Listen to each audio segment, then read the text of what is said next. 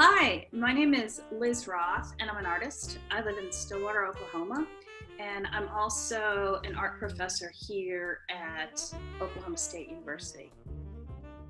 I was not an art major at college, although I took many art classes. I was actually a Russian major, and after college, I went and worked in Moscow. I speak Russian. And when I came back, I had a lot of money saved up from my job over there. So I decided to take a year off and figure out what I was doing. And I was walking by a sign for the San Francisco Community College. And I thought, I wonder if they have any art classes there. And I started to take them. And that's when I realized all sorts of things. Like I started taking printmaking classes. And at that time, Fort Mason was filled with serious printmakers who happened to be using that space to do editioning. And so without even knowing it, I kind of walked into this like serious hotbed of art making. And then this woman, Toby Clayman, she was teaching a free course on business and art. And suddenly, next thing I knew, I was like selling my prints. And I was like, oh, this is possible. And then I looked around and I noticed that some people were really a lot better artists than others, and I was not able to articulate why that was at the time. But I did notice that all the people whose work I liked had been to graduate school. And so I thought, something secret is going on there. So I went to graduate school at the University of Wisconsin-Madison in printmaking, or graphics as they call it. And through that process, I mean, I had already gone to grad school. I graduated college 10 years earlier, and I had been selling my work and showing it. And then I realized I needed more. And so I went to grad school and then, continued my career from then. I do have a perfectly adequate studio in downtown Stillwater, which unfortunately I'm not able to use right now during the pandemic. It doesn't matter why, but I can't. It's not safe to use. So I have taken a small percentage of those materials and brought them into my home. Specifically, the oil painting part of my studio practice is now in what used to be my home office. Now, having said that, I really think of myself as having 4 studios. Instead of like this one large, beautiful area where things get made, I actually get a lot of work done in my studio, home, or downtown. Traveling, I do a lot of artwork while I'm traveling. I get a lot of artwork done at artist residencies. Artist residencies are places usually run by philanthropists where artists are awarded an opportunity to go for a certain amount of time to work in often beautiful surroundings where you're provided with studio space and food, whatever. I get a lot of work done at residencies. I think I've been to about 14 of them. And finally, one of the residencies I went to at Changsha Normal University, which is in China, I met the man who became my artistic collaborator. So I think of that as also a separate studio. He has a studio at that university. He's a screen printer. And I go there probably once a year for 6 to 8 weeks to make screen prints with his help. He's a master printer, and we have an unusually good collaborative relationship given how bad my Chinese really is. He has some English, but we're both experts in our field, and so we actually communicate pretty well, sometimes better than when we have interpreters who don't know anything about printmaking. It's strange. So from my perspective, I have 4 studios, and now I'm down to half of one, which is kind of a bummer for me. So yeah, but good news, while traveling, I fill a lot of sketchbooks and I'm working from them. So I thought maybe I'd show you. This is my pile of mostly Chinese related sketchbooks. That's not all of them. And I enjoy actually making them myself. because like many artists, I'm very particular about my materials. So see, I sew the sketchbook myself here. I pick pretty end papers. And then, so I was in China most of last year.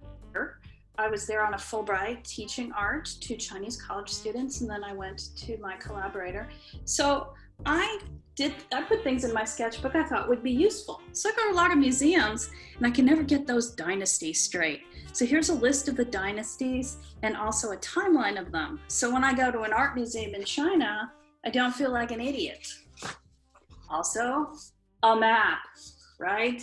So when people say, oh, I'm from Baoding, I can say, where is that? And I just open up my own sketchbook and it's there. You can see I take good notes, like every day. I write down kind of what I did so I can remember what happened. But mostly, we're talking about studios here. So one of the places I went in China, I can talk about that later, but is called Zhangye Danxia. It's a very beautiful national park. Okay, this is an unfinished painting. But I'm working on that painting based on not just my copious photographs, but also my own sketches.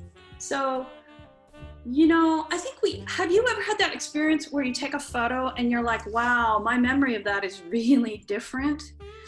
Well, I'm lucky because I bother to take my art supplies with me and take these really important color visual notes so that when I come back here and I'm feeling uninspired because I can't go anywhere, I can't do anything, whine, I look at my sketchbook and I'm like, oh yeah, that was a really good linear, yeah, that's what I was thinking.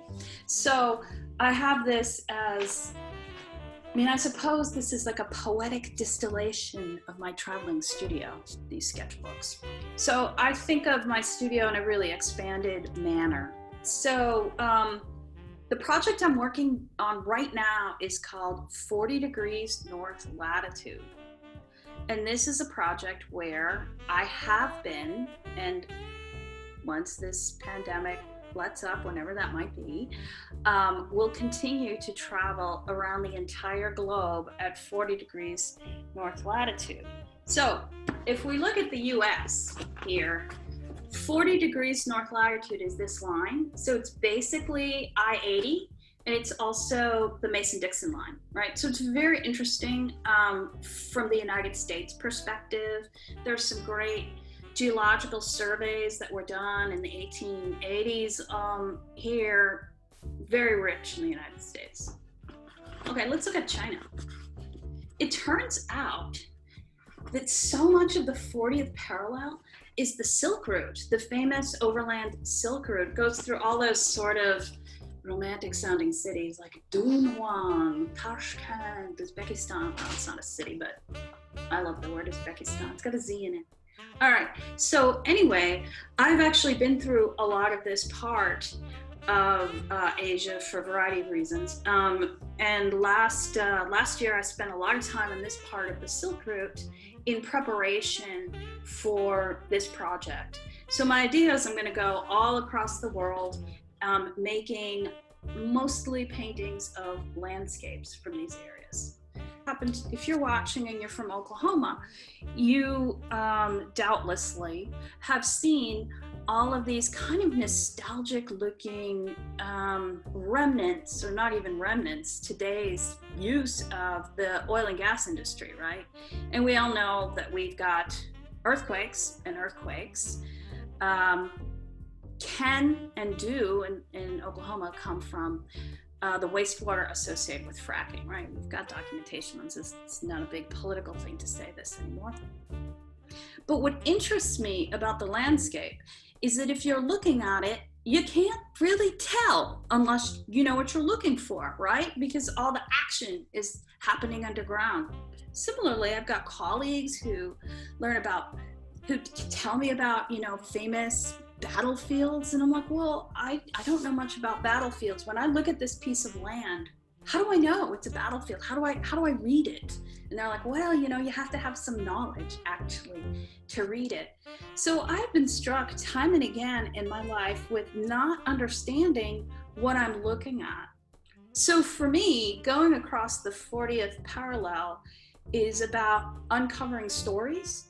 And it's also, of course, about climate change. I mean, frankly, so much is happening specifically with water and water usage, water abuse.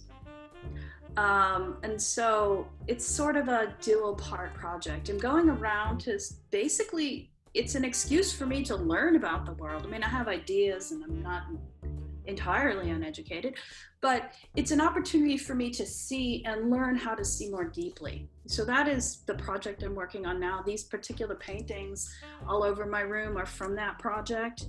I'm anticipating a show at the OSU Museum of Art in 2022 for this project. So that is what is really interesting me quite a bit.